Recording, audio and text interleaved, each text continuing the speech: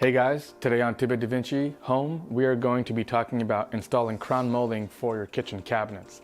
Now we have frameless cabinets, so that means that we have to add a little slat for the crown molding to sit on.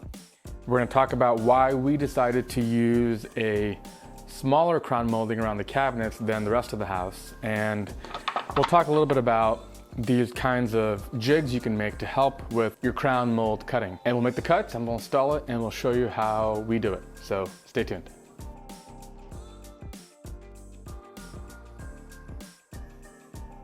The first thing is our crown molding around the house is this sized. Now the problem with that is that we thought that it would cover up too much of our cabinetry. So the top shelf, we want to have a glass door. And we thought that if we used this big crown molding that door on the top would just get smaller and smaller. So we wanted to go with a smaller crown. We decided to make a little piece that would interface the two different size crown because otherwise it would look weird. And we made it our own. It's because we wanted to make it custom sized to look right for these two different sizes that we have. And we just kind of decorated it and we installed it. So now we have a end point for where the house crown comes in and a starting point for where the cabinet crown will start. So that's pretty much what we're doing here today. So I made this little jig, and what it does is it holds the crown at the right angle on your miter saw to be able to cut it nicely in either direction like that. So the idea here is all crown is a little bit different, but this one sits at a 45-degree angle just like that. So I measured this height and that length and I made these pieces to hold the piece just like that. The reason why we have two pieces is because on the miter saw you might have a piece that's really long and you can hold it up against the fence on the left and the right side of the blade and make your cut. And we'll see that in action when we start making our cuts. But I would recommend taking the time to make these kinds of helpers because cutting crown molding can be tricky. You don't cut crown molding like this because your angles wouldn't be right. Instead, you hold it at the angle you're gonna install it at, and then you make your miter cuts like this one here. And so to get perfect results every time, this jig will help hold the crown at the right angle when you make your cut. And that's really the trickiest part about crown molding. The other thing with crown molding is the decorative stuff usually always goes to the bottom. So here you'll see that extra little detail that goes in the bottom. And if you hold it like this, you'll notice that this is a outer piece. The crown would wrap around this way. If you were doing an inner angle, the cut would be along this plane. So one really important thing is to make sure you denote that with your pen or pencil. That way it's really easy to take it to the miter saw and make the cut in the right direction. Now let's talk about what tools you'll need to be able to do this job. So the very first thing you're gonna need is an air compressor. I have mine in the garage.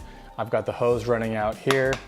If you don't have an air compressor, you can probably use nails, some finished nails and a hammer, but honestly, pick one of these up. The pancake style ones are pretty affordable, and they sometimes come in a package where you can get the little brad gun like this, and it might be worth it. I use it to keep my tires inflated on my car, all kinds of little finished projects like this, and I find it comes in handy. I'm gonna use two different size nails for this. When I nail the crown molding to the cabinets, I'm gonna use these short ones because again, it's 3/4 inch plywood. I don't want this to go through and show on the other side, so I'm gonna use these.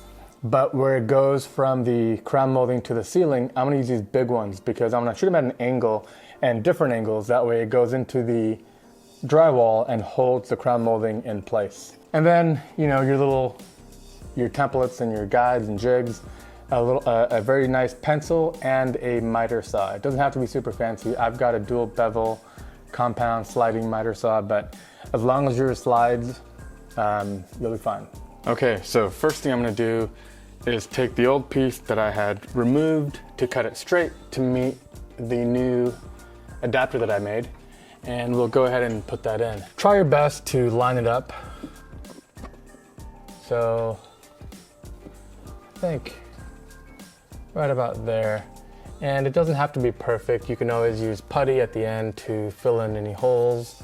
In this example, I think I'm gonna have to, but I'm not worried about that. I'll clean that up. And we'll go ahead and tack it in. Make sure that the nails are under the molding height so you can just putty and it won't stand out.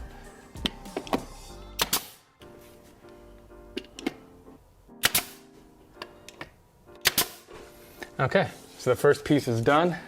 And and get this next piece up. So this piece will come off of that, and here what I'm trying to align is this slat should line up on the bottom. So we're just gonna make little adjustments until it's perfectly lined up.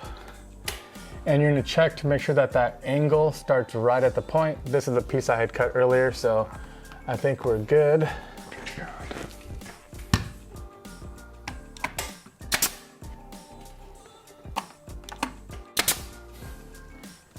Okay, so I have one more piece that I've already cut, and you'll notice here on this side I have the outer edge cut, and over here I have the inner edge. So the inner edge goes into that corner there, and this corner comes in here. And so I haven't actually nailed it to the ceiling yet. And I think what I'm gonna do is I'm gonna wait till the end, hold the pieces together, and take care of that. But I'm just checking for fit. It looks like it's gonna work. And we'll do the same thing on the other end. That looks really good.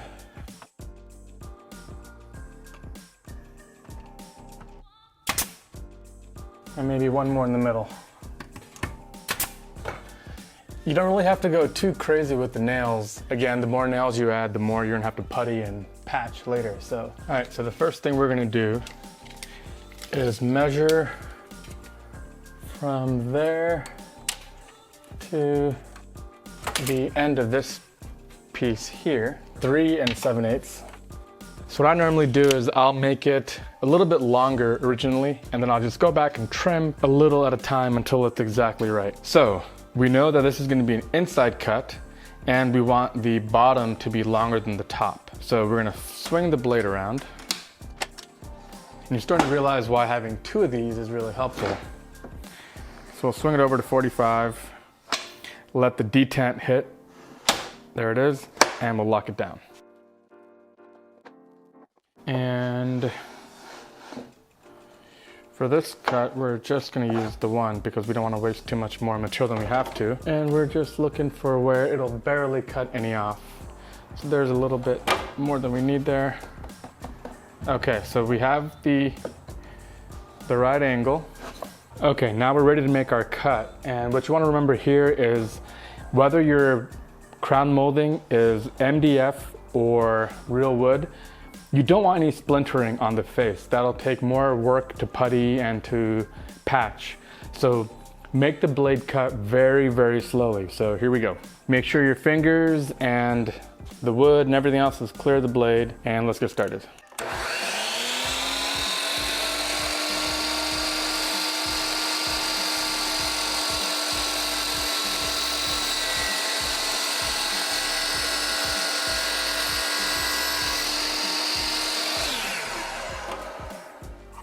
The bottom is longer than the top to go on the inside, and it's an inside cut. So now we have the end from which we're going to measure. Okay, and a little tip, it can be kind of hard to measure exactly to know what's going on. So to make this really foolproof, what I'm gonna do is I'm gonna measure the difference between this and that. And it should be 2.5, and yeah, so it's about 2.5. So what I'm gonna do is I know that the back, this bottom should be 3 7/8. So I'll round it up to 4 and then add 2.5 to it to cut this piece long so I can take a smaller piece and hold it up and draw a pencil mark to get a more exact number, because it can be too hard to have too much math going on. So let's just round that up. So 4 plus 2.5, 3, so 7. We'll just cut this straight at 7, and then we'll work with a smaller piece.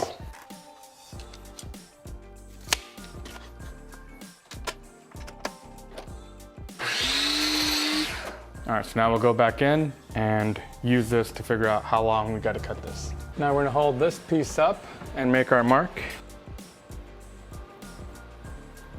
So I like to make a nice mark and then draw the line so I kind of know which orientation to cut it at. So now I'm gonna go ahead and tack it in. And you'll notice here that I've got a little bit of a gap. That's because this cabinet is lower here than it is over there. And because I wanted to keep this window and this door perfectly square, I decided I'm gonna make up for it with the crown molding. So I'll show you how we're gonna do that. We're just gonna try to get closer. It's not gonna be perfect, but let's see how we do. So I'm not sure if you can tell here, but we've got a little bit of a gap here. I try to make up for the difference, and we're gonna just putty that and clean it up and spend a little bit more time with sanding and stuff, but I think we can make it work. So now the next piece comes up. So now to follow the same height, not sure if you can see again, but what we're gonna do is, this is 45 degrees, but we actually are gonna take off more from the top than the bottom so that this gap on top will be smaller and we can slide this crown piece in closer there on the front. Okay, so for this cut, this is gonna be a little bit interesting. I'm not going to use this because this will give me a perfect 45-degree angle, and I don't want that this time. So I'm gonna swing this back to 45, lock it in place. Now, you'll notice that if I hold the trim at 45 degrees, that the blade will contact all the points of it evenly, just like that. And maybe I'll move the blade guard. So you see how the blade is making contact evenly throughout? So if I lower it like this, and that's pretty exaggerated, but now if I slide it back until the top just barely doesn't make contact, you'll notice that the gap on the bottom is now bigger. So what I want to do, instead of lowering it on the fence, I'm going to raise it up here like this, and then again slide it till the top is just barely making contact, and you'll see that I'm going to cut off a fair bit. So what I'll do is just kind of play with this angle a little bit. So here, and I can always raise it more later, but I'm going to try it right here.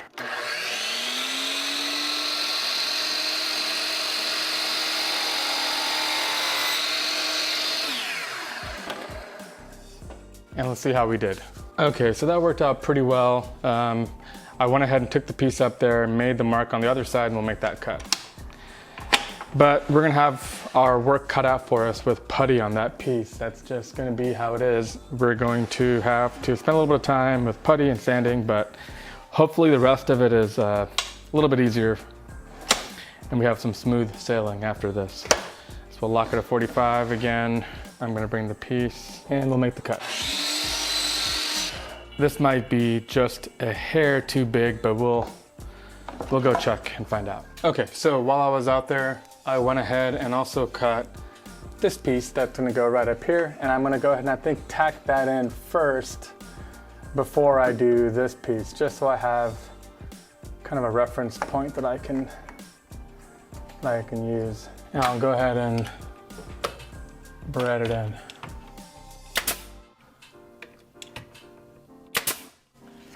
Okay, so now I'm gonna hold this piece up and see how we're looking. That looks good here. So this side is perfect because I think the rest of the cabinets are gonna be fine. But this side isn't perfect, but I think what we'll do is we'll live with a little bit of a gap here. That should be okay. So let's start on this end and line everything up just right.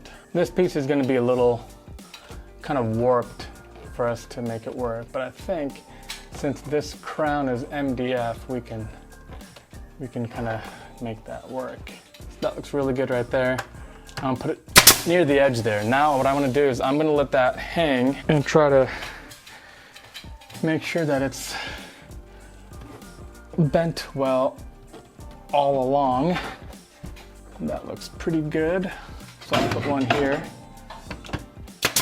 And then you'll see there's a little bit of a reveal here, but what I'm pretty much doing is I'm splitting the difference between the top gap and the bottom gap, and I'm just trying to make that work. So I'll put a few more here.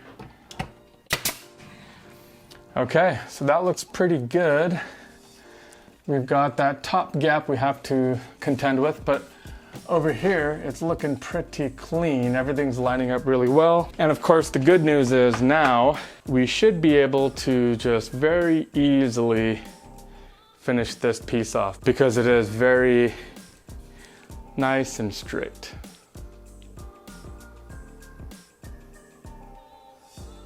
This next piece is going to have an inside cut, and the pieces that I have are 8 feet, so I'm going to leave the other end alone.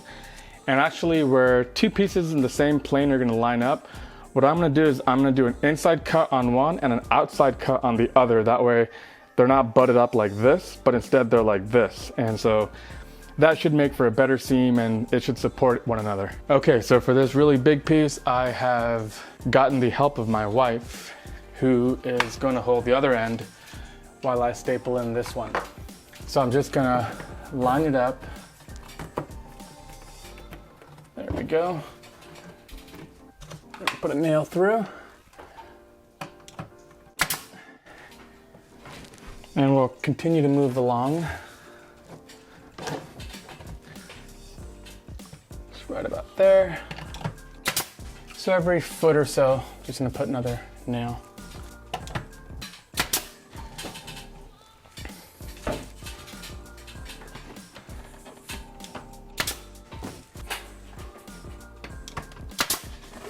On this far end, I'm gonna leave this part hanging, and I've mitered the cut.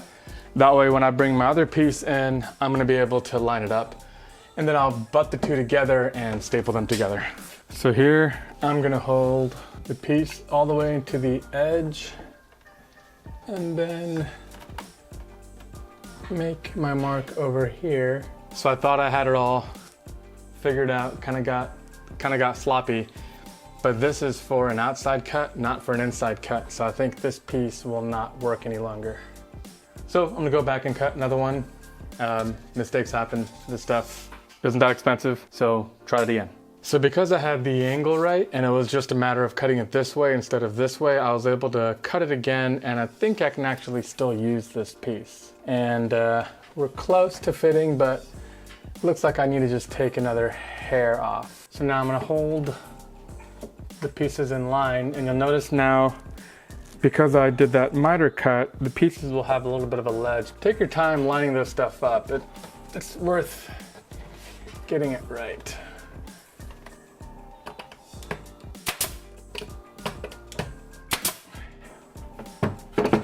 And 2 more.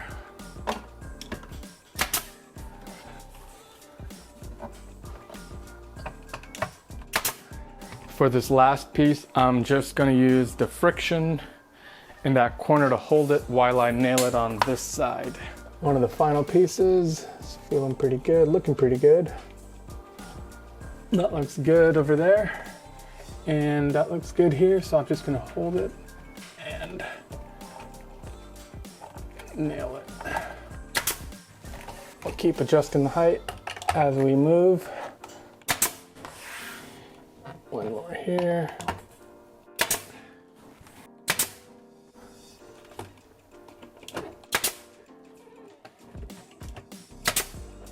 One last piece right here. So one last piece, after a little bit of back and forth, I got it to fit pretty nicely. And this will be the last piece that we do. We're gonna leave the end here open, and we'll come back to that when we're ready to. But my goal is to finish enough of this crown molding so I can come back and start building cabinet doors on this side of the kitchen. So I think this will be it for this first phase of crown molding. We'll revisit this. And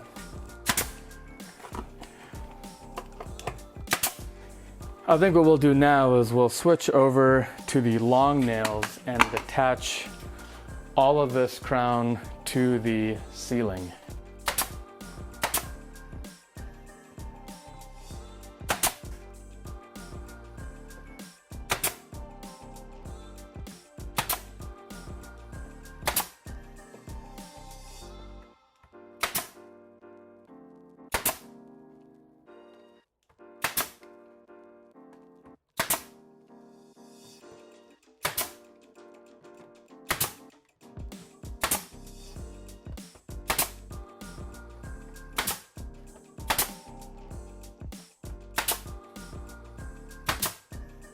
Okay, so the good news is we're done with the nailing and the installing. Now is the fun, hard, long, tedious, insert adjective here part. This is the part where we have to putty and sand and then come over and patch all the holes we've made and any imperfections in any of the joints and stuff. So we're gonna go ahead and do that now. I'm going to show you how to do this corner in pretty good detail, and then I'll probably just kind of glaze over the rest. But I'm using this stuff, joint compound, and I'm gonna just get up there and try to fill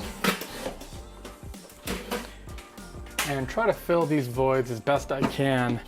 The idea is I'm gonna try to fill it in maybe a little bit higher than I need to, and then I can sand it back if I need to. Oh, and also all the nail holes we're gonna have to fill. So I think actually it's easier with just your finger.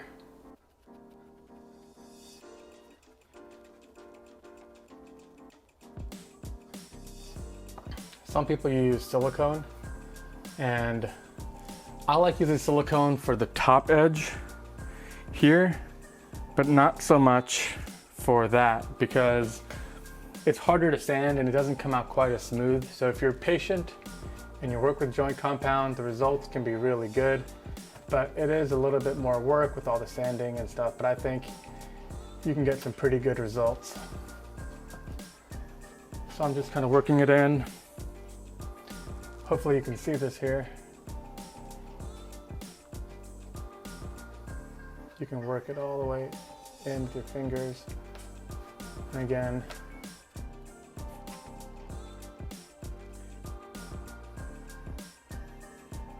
then with a damp shop towel or paper cloth or rag, I'm just gonna wipe most of it back. And since this is such an important part of the kitchen, I'm probably going to take a couple of passes at this. So it might not be perfect the first time, and that's okay.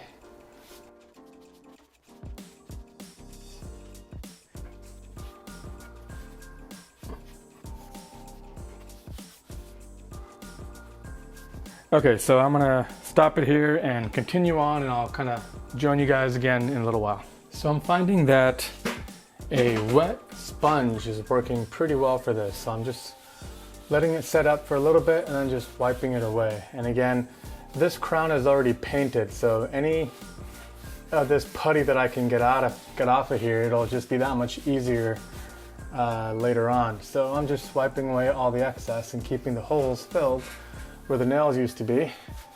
And this seems to be working out pretty well. I've never tried this before actually.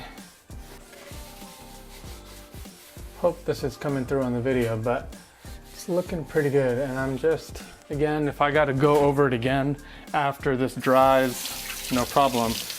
But with a sponge, I can rinse it off to get that putty off of it. That way the sponge stays clean and I'm not just spreading it around.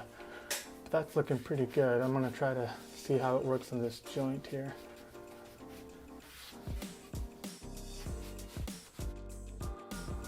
As you can see, the nail holes are pretty easy to fill with your finger. No big deal. The places where the crown meet at angles, that's definitely the trickiest part, especially if, like we mentioned early on, this protruding cabinet we knew would be a bit of a problem. So we're just gonna take our time on it and see what we can do. So the putty and sponge trick is working pretty well. So I thought I'd share really quick that troublesome area that I had, the spot where the cabinet was lower on this side left that area there. So I think I want to try to fill that with the putty and see how that works. And I'm just using my finger to kind of work it into that void. And I don't want it on the ceiling because it'll remove the texture and it'll look obviously kind of filled in. But again, I can use a sponge to remove material, so should be okay. And I'm gobbing it on pretty thick. And this process of using putty and then using a wet sponge before it is painted is called wet sanding. And it's actually a trick that one of my friends just told me about when doing drywall. So I thought I'd kind of give that a try here. Looks like it's going to be working pretty good. but the key is you gotta get it right before you paint it, because once you paint it, then the paint will be a seal and it won't let you remove any more material.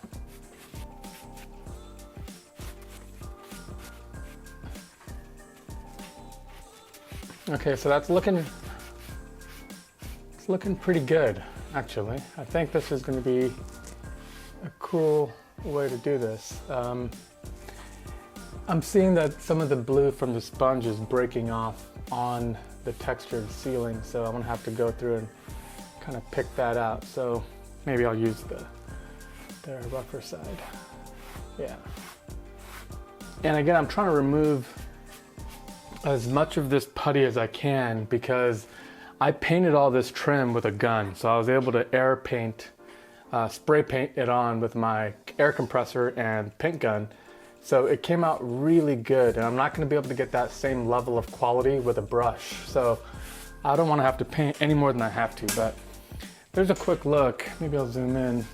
So you can kind of see that the texture on the ceiling is getting a little bit covered. So what I'll do is I'll keep wiping that down, and when the paint goes on it, I think it's going to look pretty good. For really stubborn areas, you can use a sanding block like this, which usually has a rougher side and a finer side. Start maybe on the rougher side and finish it with the finer side, and that will help round off any rough edges. And again, don't worry about the fact that some of that brown is showing, because again, when we paint it, it'll all be uniform. But again, it's MDF, it'll start to fray, so don't go too crazy, just make it look good. Okay, so the last thing we're gonna do is paint the final paint on the surfaces. So again, remember that we've already painted this once, so we're not trying to paint the entire thing, we're just trying to fill it in and make it look like one piece. Now for trim, I always use a more glossy paint. This is called Swiss Coffee. It's a paint that I get from Lowe's. You know, it's one of those things, I bought it a long time ago and I liked it, and so I've just been using it ever since.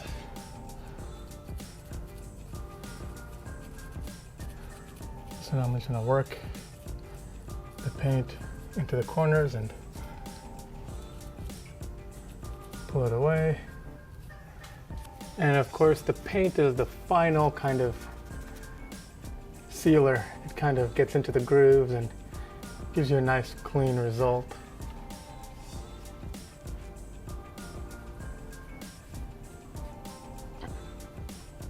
And I'm using a foam brush. I think it leads to a little bit of a cleaner result. Again, it's not going to look as good as my spray paint, but it'll look pretty good. Okay, so I'm going to walk around and touch up wherever I sanded and puttied, and I'll catch you guys in a little bit. All right, so here are the final results that I came up with. All right guys, so that is how you install crown molding onto your cabinets. And as you can see, it came out really beautiful once everything was painted, puttied. Take your time with the putty and put it all together. It looks really great. Now there is one last step you should always do when doing molding that I'm not going to do now, and that's because, as you can tell there in the corner, I'm not finished with the crown molding, and that is to put a bead of silicone. I prefer silicone over caulk because it's kind of permanent. It doesn't crack or change color. And so what you would do is run a bead along the top. That way there's no dark area where the crown meets the roof, the ceiling, in case that there's any kind of voids or anything like that. But we're gonna do that at a later time. So for now, that kind of sums it up. So the first thing you wanna make sure is build yourself a little jig, a guide based on the angle of your crown molding to hold it up against your miter saw. That came in handy for me, and it made it really easy to make sure your cuts are exactly right. Because if you hold it as we showed at any skew angle, the resulting cut will not match up. Now also you can play with that skew angle and also the angle on your saw in the event that your angles aren't exactly 90 degrees, you can kind of mess with that and take a look. It really is a little bit of trial and error. Buy a little extra because you might screw up, but play with it. Nobody gets it right the first time. I know I didn't. This isn't my first time doing crown molding. My whole house has crown molding, as you can tell. But with the cabinets, there was a little bit of extra wrinkle, and I wanted to make sure it came out really nice. And I'm really happy with how it turned out. So the second tip is you want to use some sort of a joint compound to putty all your nail holes. Use a air compressor and a nail gun with some finish nails to be able to put all that through, and use a wet sponge to wet sand everything. And when you're done, what I did is I actually took some napkins or paper towels or cloth, and I wiped all of the crown down a few times. I'd take it, rinse the cloth out, do it again and again, because that putty, the resulting putty, will dull your nice glossy paint. And so once that was all done, I came back and I painted everything. And as you can tell, some of these seams weren't exactly perfect, but looking at them now, you would never know. They look really good, and that's the power of putty. This is one of those projects where you gotta take your time. When I started doing the puttying and sanding, that part took about 2 to 3 hours. So that little bit of molding took me like 2 hours to really get dialed in perfectly. The final touch-up paint was pretty fast, and there you have it, guys. So stay tuned, we're gonna keep doing more. The reason why I prioritize this crown molding is because now I know how to build these doors. Because I had frameless cabinets and they kind of went to the ceiling, I wanted the doors to be as big as possible. And that top panel is gonna be a glass door that opens this way. And I think now that this crown molding is all put in place, I can take the time to start making doors. So pretty excited about that. So again, thank you guys. I know this is early on, but stay tuned, subscribe. We're gonna have a ton of content, how to make glass doors with vertical hinges, how to make wood doors with soft close hinges, how to line everything up. I've kind of been messing with it. I'm comfortable now, I'm ready to rock and roll. So I'll be pumping out a bunch of doors, how to paint, setting up a paint booth. There's gonna be all kinds of videos coming up, guys. So stay tuned, stick around, subscribe, leave your comments and stuff. And we're just happy that you guys could join us today. So stick around, we'll see you guys next time. Bye.